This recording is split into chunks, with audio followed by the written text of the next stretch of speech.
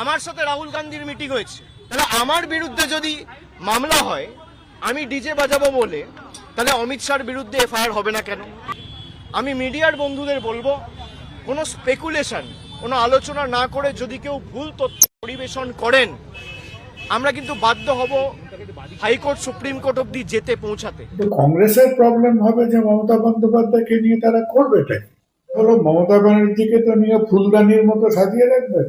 আমার তো মনে হয় 3 মাসের মধ্যে মমতা ব্যানার্জির বাকি সমস্ত ওয়ার্কিং কমিটি মেম্বারের সঙ্গে ঠোকাঠুকি লাগবে। আর অভিষেক ব্যানার্জিকে নিয়ে তার তো মানে ওর তো ডিমে রেজিস্ট্যান্স হয়ে গেছে। যেরকম লোকের দুবার ইনফ্লুয়েঞ্জা হলে লোকে আর ইনফ্লুয়েঞ্জা হয় না, তো সেরকম ওর তো ডিম অ্যান্টিবডি ডেভেলপ করে গেছে। আর দুদিন বাদে ডিমগুলো ধরে ধরে নিয়ে গিয়ে বাড়িতে গিয়ে অমলেট করে খাবে। উত্তরপ্রদেশ ছিল কংগ্রেসের একেবারে একেবারে সেই উঠোনে খেলাধুলো করার মতো। এখন দূরবীন দিয়ে দেখলে কংগ্রেসকে উত্তরপ্রদেশে পাওয়া যায় না। এই যে সোনিয়া গান্ধী, আজকে তিনি এত প্রাজ্ঞের, সোনিয়া গান্ধী অন্ধ্রপ্রদেশকে ভাগ করেছিলেন কারণ কংগ্রেসের একটা জমিদারি উনি সেই মানে খণ্ডিত অন্ধ্রপ্রদেশে বাঁচিয়ে রাখবেন বলে। এখন দুটো খণ্ডই হাত থেকে বেরিয়ে গেছে। হ্যাঁ, কংগ্রেসের যে কটা লোক রাহুল গান্ধীর পাশে দাঁড়াতে পারতেন, তার সমসাময়িক হয়ে উঠতে পারতেন, প্রত্যেকটা লোককে তারা হাত কেটে পা কেটে তাদের ফিউচার নষ্ট করেছে। এই যে ঋতব্রত অ্যান্ড কোম্পানি, কাকলিয়ান কোম্পানি সেখান থেকে বেরিয়ে যাচ্ছে, কারণ when there is no cash to carry, there is no politics, there is no government. ওই কোভিডে মাস্ক ছাড়া ঘুরে বেড়াবার মতো তারা কি এই দুর্নীতির সংক্রমণটাকে কংগ্রেসের মধ্যে ঢোকাতে চান?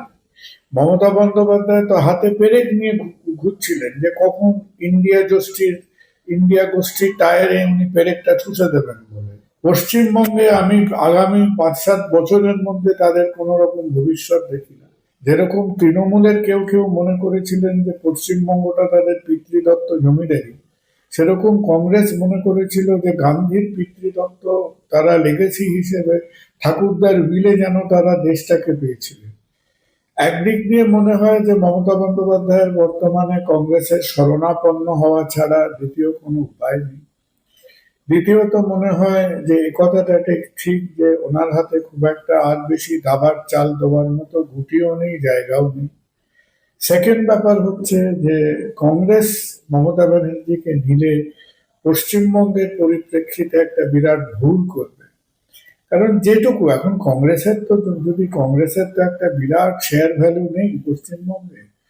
এখন যেটুকু আছে, মমতা ব্যানার্জিকে কংগ্রেস যদি নেয়, অল ইন্ডিয়া পলিটিক্সে কতটা লাভ হবে জানি না, কিন্তু পশ্চিমবঙ্গের পরিপ্রেক্ষিতে তার যেটুকু শেয়ার মার্কেটে ভ্যালু আছে সেটুকু ডাইলিউটেড হয়ে যাবে। বিগত কত বছর দেখে মনে হয়েছে যে কংগ্রেস পশ্চিমবঙ্গ সম্বন্ধে খুব একটা যে আশাবাদী সেটা মনে হয় না। মমতা ব্যানার্জিকে কংগ্রেস নিলে যেটা সবচেয়ে বড় সমস্যা হবে যে তাকে গিলতেও পারবে না, উগলাতেও পারবে না। মমতা ব্যানার্জিকে কোন পদাধিকার বলে নেবে? তিনি এমএলএও নন, তিনি এমপিও নন, তিনি কংগ্রেস পরিবারের মধ্যেও পড়েন না। তাহলে কংগ্রেস হায়ারার্কির মধ্যে কংগ্রেসের অসুবিধাটা কোথায়? কংগ্রেস নিজের ফাঁদে নিজে পড়ে আছে। কংগ্রেস যদি হঠাৎ করে মনে করে যে কংগ্রেসের আজকে একটা রাজনৈতিক সাম্রাজ্য আছে, আদৌ সেটা নেই। কংগ্রেসের সেই 1947 সালে যেরকম তৃণমূলের কেউ কেউ মনে করেছিলেন যে পশ্চিমবঙ্গটা তাদের পিতৃদত্ত জমিদারি, সেরকম কংগ্রেস মনে করেছিল যে গান্ধীর পিতৃদত্ত তারা লেগেসি হিসেবে ঠাকুরদার উইলে যেন তারা দেশটাকে পেয়েছিলেন। যেখানে যে যে জায়গায় কংগ্রেসের মৌরুসি পাট্টা ছিল, একে একে করে প্রত্যেকটা জায়গা কংগ্রেস খুঁজেছে। উত্তরপ্রদেশ ছিল কংগ্রেসের একেবারে একেবারে সেই উঠোনে খেলাধুলো করার মতো। এখন দূরবীন দিয়ে দেখলে কংগ্রেসকে উত্তরপ্রদেশে পাওয়া যায় না। ইন্দিরা গান্ধী উত্তর ভারতে পর্যুদুস্ত হয়ে উনি দক্ষিণ ভারতে মাথা গুঁজতে গেছিলেন। এখন দক্ষিণ ভারতে কর্ণাটক ছাড়া কংগ্রেসের কোনো চিহ্ন নেই। একসময় কিছু বছর সিদ্ধার্থ শঙ্কর রায়ের সময় অব্দি পশ্চিমবঙ্গেও তারা ছিলেন, এখন কোথায়? আর সবচেয়ে বড় প্রশ্ন যেটা যে মমতা বন্দ্যোপাধ্যায়ের হাতে অপশন নেই। মমতা বন্দ্যোপাধ্যায় তো হাতে পেরেক নিয়ে ঘুরছিলেন যে কখন ইন্ডিয়া গোষ্ঠীর টায়ারে এমনি পেরেকটা ঠুসে দেবেন বলে। এখন বোঝা যাচ্ছিল না যে উনি উনি কোন সপ্তাহেতে প্রো এনডিএ, কোন সপ্তাহেতে pro India bloc. So that is her problem. কিন্তু কংগ্রেসের প্রবলেম হবে যে মমতা বন্দ্যোপাধ্যায়কে নিয়ে তারা করবেটা কি। আর অভিষেক বন্দ্যোপাধ্যায়ের এখন যে সারা ভারতবর্ষে যা পারসেপশন, একটাই বাঁচোয়া আছে। বাঁচোয়াটা কোথায়? যে যদি সর্বভারতীয় মিডিয়াতে কান পাত, সর্বভারতীয় মিডিয়া ইউক্রেন সম্বন্ধে যতটা ধারণা আছে পশ্চিমবঙ্গ সম্বন্ধে অতটাই ধারণা আছে। এখনো কপিল সিবাল, রাজদীপ সারদেশাই এদের মতো কংগ্রেস ঘাঁষা যারা লোকজন আছে, তারা এখনো তৃণমূল কি পরিমাণে পশ্চিমবঙ্গে দৌরত্ব এবং শোষণ করেছে, কি পরিমাণে তারা দুর্নীতিটা এখানে করেছে, যে বাজারের ফলওলা থেকে শিল্পপতি প্রত্যেকে তাদের এই দৌরাত্মের শিকার, এই কথাটা এখনো আমাদের সেই লেফট লিবারেল কংগ্রেসপন্থী লোকেদের মগজে ঢোকেনি। এখন প্রশ্ন হলো, ওই কোভিডে মাস্ক ছাড়া ঘুরে বেড়াবার মতো তারা কি এই দুর্নীতির সংক্রমণটাকে কংগ্রেসের মধ্যে ঢোকাতে চান? চেষ্টা করতে পারেন। কংগ্রেসের যাওয়াটা হয়তো মমতা বন্দ্যোপাধ্যায়ের একমাত্র উপায় এখন। কিন্তু মমতা বন্দ্যোপাধ্যায় এবং অভিষেক বন্দ্যোপাধ্যায় একবার কংগ্রেসে ঢুকে পড়লে আমার মনে হয় they will be political liabilities for the Congress. পশ্চিমবঙ্গে আমি আগামী 5-7 বছরের মধ্যে তাদের কোনো রকম ভবিষ্যৎ দেখি না। আর ভারতীয় ক্ষেত্রে তাকে প্লেস করবে। সেটা একসময় মহেন্দ্র সিং ধোনিও খুব ভালো খেলতেন ভারতবর্ষের টিমে, তা বলে কি চেন্নাই সুপার কিংস এবারে তাকে টিমে জায়গাই দিতে পারে? So where is the place?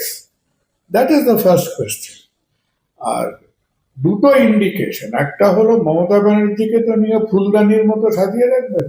আমার তো মনে হয় 3 মাসের মধ্যে মমতা ব্যানার্জির বাকি সমস্ত ওয়ার্কিং কমিটি মেম্বারের সঙ্গে ঠোকাঠুকি লাগবে। So that is a very odd equation. তবে একটাই, এখন মমতা ব্যানার্জি যদি কাঁটা দিয়ে কাঁটা তুলতে চান, কংগ্রেসে জয়েন করলে পরে এই যে ঋতব্রতর গোষ্ঠী যেটা হয়েছে, তাদের একটা সমস্যা হবে। ডেফিনেটলি তাদের একটা ডেফিনিশনাল প্রবলেম হবে যে তারা কি। আসলে তারা কেউই নয়। তারা একেবারে সুবিধাভোগী লোকজন। তারা মমতা বন্দ্যোপাধ্যায়ের স্ট্যাম্পে ইলেকশন জিতেছেন। এখন যখন দেখছেন যে ক্ষমতার ঘিয়ের গন্ধটা গায়ে পাওয়া যাচ্ছে না, প্রত্যেকেই নিজের মতো প্যান ঘ্যান ঘ্যান করে তার থেকে বেরোবার চেষ্টা করছেন। They are blank powerless opportunist, absolutely Frank.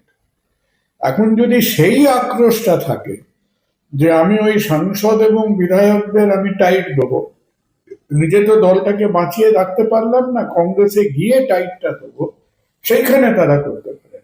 ওই একটা ছাড়া কোনো নিকট উদ্দেশ্য সিদ্ধি হবার নয়। So it's a very difficult question.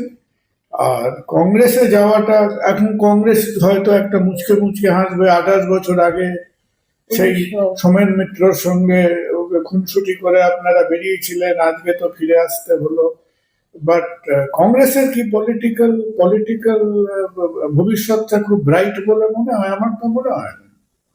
এই যে সোনিয়া গান্ধী, আজকে তিনি এত প্রাজ্ঞের, সোনিয়া গান্ধী অন্ধ্রপ্রদেশকে ভাগ করেছিলেন কারণ কংগ্রেসের একটা জমিদারি উনি সেই খণ্ডিত অন্ধ্রপ্রদেশে বাঁচিয়ে রাখবেন বলে। এখন দুটো খণ্ডই হাত থেকে বেরিয়ে গেছে। তো কংগ্রেসের মেইন যে ঝামেলা, যেমন পশ্চিমবঙ্গে কমিউনিস্টদের ঝামেলা, পশ্চিমবঙ্গরা যদি কমিউনিস্টরা নিজেদের কমিউনিস্ট না বলে সোশ্যালিস্ট বলতো, তারা অন্তত অনেক ফ্রিলি কাজ করতে পারত। কংগ্রেসের ঝামেলা হয়ে গেছে, তারা তাদের আত্মার কণ্ঠস্বর হচ্ছে তারা লেফট লিবারেল উদারপন্থী লোক, অথচ তারা ফ্যামিলি ডাইনাস্ট। ডেমোক্রেটিক জমিদার তো হওয়া যায় না, সুতরাং তারা একটা ডেমোক্রেটিক অলিগার্ক। হ্যাঁ, কংগ্রেসের যে কটা লোক রাহুল গান্ধীর পাশে দাঁড়াতে পারতেন, তার সমসাময়িক হয়ে উঠতে পারতেন। প্রত্যেকটা লোককে তারা হাত কেটে পা কেটে তাদের ফিউচার নষ্ট করেছে। তো কংগ্রেসের আদর্শটা হয়তো উদারপন্থী, ব্যবহারটা উদারপন্থী নয়। You can't be a family control democratic organisation. Trinamool একটা ফ্র্যাঞ্চাইজি সিস্টেম তৈরি করেছিল। অনেকে অনেক রকম কথা বলে। আমি তৃণমূল গভর্নমেন্টকে বলি, এই আমি তুমি যেখানে বসে আছি পাশে একটা ক্যাশ অ্যান্ড ক্যারি বলে একটা দোকান আছে। তো Trinamool was the world's most successful model of cash and carry government. When there is no cash, there is nothing to carry. এই যে ঋতব্রত অ্যান্ড কোম্পানি, কাকলিয়ান কোম্পানি সেখান থেকে বেরিয়ে যাচ্ছে, কারণ when there is no cash to carry, there is no politics, there is no government. Health সেক্টরে আমরা বুঝেছি, একটা স্বাস্থ্যসাথী চলে যাচ্ছে, স্বাস্থ্যসাথীর মধ্যে বিস্তর গুণাগুণ ছিল। আয়ুষ্মান ভারত আসছে, আমরা আয়ুষ্মান ভারতটাকে ঠিক কবে কিভাবে মোটামুটি কোন ডেটে আনছি, সাধারণ মানুষ যথেষ্ট কনফিউশনের মধ্যে আছে, হসপিটালরা যথেষ্ট কনফিউশনের মধ্যে আছে। কিছুটা হওয়াটা অবশ্যম্ভাবী, আনঅ্যাভয়েডেবল। এই যে আমরা বলেছি 10% হসপিটাল বেড দিতে হবে, অত্যন্ত ভালো স্কিম। বড় ছোট মাঝারি নির্বিশেষে এই স্কিমটাকে ইমপ্লিমেন্ট করুন। মুখে বলাটা যথেষ্ট নয়। দিল্লিতে বিজেপি গভর্নমেন্ট আসার পরে কি হয় জানেন? কিছু পেশেন্ট থাকে, এটা নরেন্দ্র মোদীর ঝালমুড়ি নয়, তাদের হাসপাতালরা রেখে দেয়, তারা বেডে বসে বসে খালি চপ আর মুড়ি খান। কেন? কারণ ওই মুড়ি খাওয়া পেশেন্টদের বেডে রেখে দিলে কম খরচায় রেখে দেওয়া যায়। কিছু কিছু বেড ডামি পেশেন্টে অকুপাইড হয়ে থাকে। তাহলে এই জিনিসগুলো ডিটেলের মধ্যে ঢুকুন।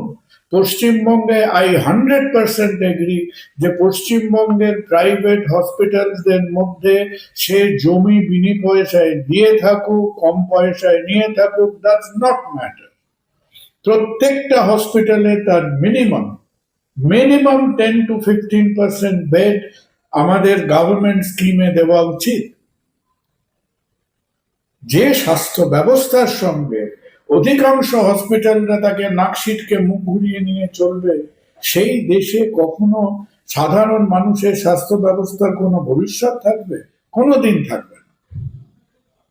দরকার হলে সেই এক্সট্রা বেডের ব্যবস্থা করে তার সেই চিকিৎসাটা যথার্থ হোক, লোক দেখানোর জন্য।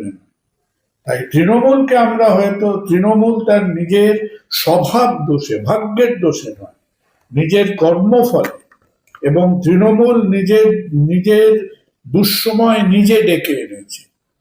সুতরাং তৃণমূল নিজের নিয়মে আজকে পৃথিবীর তারা ইতিহাসের পাতার থেকে তারা মুছে যাবে। বর্তমান বিজেপির সরকার হলো একটু একটু করে পশ্চিমবঙ্গকে ঠিক দিকে নিয়ে যাওয়া।